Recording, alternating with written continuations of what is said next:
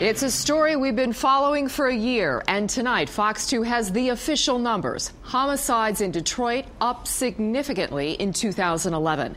The DPD expected to release the numbers Friday, 344 homicides in Detroit last year. But that number doesn't tell you everything because of the number of justifiable homicides. Tonight we're learning that more and more Detroiters are taking the law into their own hands. Fox 2's Charlie LaDuff talked to a former Detroit police chief looking for solutions. We all know it's a mess, and because of the gaping budget problem, we're talking about cutting public safety even more. So forget about all those other numbers. Let's look at the number one statistic: murder. Because you can't hide a body. The Detroit police will announce later this week the homicide numbers for 2011. They will be 344. That's up from 308 in 2010, an increase of 36 bodies, or 10%.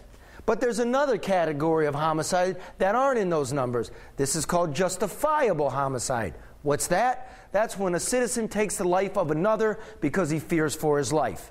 In 2010, Detroit reported 19 such homicides, almost 10% of the country's total. This year, it ballooned up to 34. That's 15 bodies, or an 80% increase. Citizens killing citizens because they're afraid. What does this mean? Former Detroit Police Chief Ike McKinnon says the spiraling murder rate is bad enough, but we should be alarmed at the number of justifiable homicides. Why? Because fewer cops and runaway violence in Detroit is causing people to become the cop, the judge, the jury, and the executioner. We don't want that to occur. We don't want to say that. We want our police to stop the crime. We don't want the citizens to stop the crime. We don't want vigilantes to do so. Former homicide detective Mike Carlisle says, justifiable or not, 378 people were murdered in the Motor City last year. You don't get the true meaning of what the homicide count means if you're going to start deleting figures from it. You're getting a false sense of security. And right now, I don't think a false sense of security is what this city needs. Chief McKinnon, who's also a member of the governor's financial review team for Detroit, says no matter how you slice it, cutting cops is a big mistake. You know, unfortunately, we have a shortage of police officers, and we can't cut anymore. I understand what's happening with the police department, but we can't cut anymore. What do you think, Detroit? If you don't have the protection of police officers, then you're forcing people to take matters into their own hand, which is illegal. So you're putting the citizens basically in a catch-22. And that woman asked me to pass on a message. Mr. Mayor, please, Mr. Governor, do more. Help save the people of the city. I'm with the man tonight who's dedicated his career to doing just that, Inspector Dwayne Blackman, commanding officer of the Detroit Homicide Unit. Thanks for being away from your family and talking to the people. I'm glad to be here because it's important that the citizens realize that although we are experiencing these spikes in these homicides and in the shootings, that the homicide unit is working diligently to try to close these cases. Not even up for question. Now, the statistics are in. Criminal homicides are up, but so are justifiable homicides. That's citizens protecting themselves from criminals. How worried should the people be, and are you worried that people are becoming their own police officers? I'm not worried that they're becoming their own police officers. What is concerning to me is that the individuals who are attempting to perpetrate some of these crimes, citizens are attempting to protect themselves. But it worries me that you have more people who are attempting to perpetrate crimes on citizens. The justifiable homicides in nature and in law are not criminal. However, they are homicides, but they're homicides based on someone trying to protect themselves. What concerns me is that the persons who are perpetrating these crimes are doing it, and they're trying to be a predator. However, what's making me a little bit more not as concerned is the fact that individuals are being more aware, and a lot of these justifiable homicides are gun-related.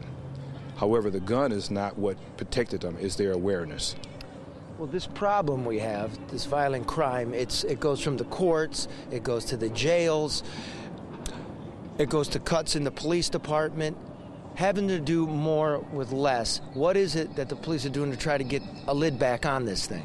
Well, one of the things that the chief is doing is he's using data-driven patrols. So although we are less in our force and our numbers, what we're trying to do is target where the most prevalent crimes are in the area. So I agree with you, there is less, but I do know that based on what the chief is trying to attempt to do is he's trying to target where our most prevalent crime is. So flood the zone. Yeah, you have to, because one of the things that we do not want to do as a police department is chase fires.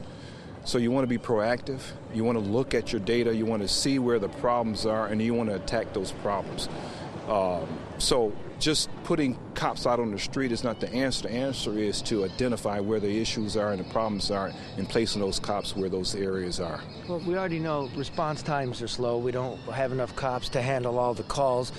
We're also asking business owners to verify that the alarm is true. We're going to virtual precincts, less staffing in the precinct at night.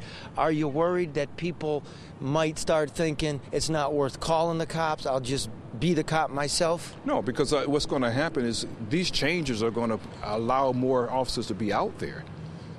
So really that part of it is not going to change. What's going to change is the fact that they will not be in a stationary position. They should be mobile and roving within the city, so that when they do call 911 and ask for some assistance or need some assistance, they should get the response. So we anticipate response time to increase based on the fact that there will be more officers out there. I hope to God it works. I know you do. I know they do. Last question. There have been 17 homicides so far this year in the first 10 days of the year. Last year, it was 8. That's more than 100%. Now's the chance. You want to ask the governor, the mayor, what do the police need to protect the people and themselves? What we need is the ability to maintain our operation. We want to be able to still maintain our operation as a police department, and so that the citizens can understand that the Detroit Police Department will be here when necessary. So you need some money. Yeah, money is always an avenue, but it's not always the answer. So Governor, send some money, please. Money is always a good way of handling things, but with the money, you want to strategically place it in areas that's needed. And the police department, like any other agency, Detroit Police Department needs money to operate. Okay, I know everybody watching wishes you the best. We're with you. Whatever you need. Thank you. Stop the violence. Call the police. Thank you very much. In front of police headquarters downtown, Charlie Duff, Fox 2 News.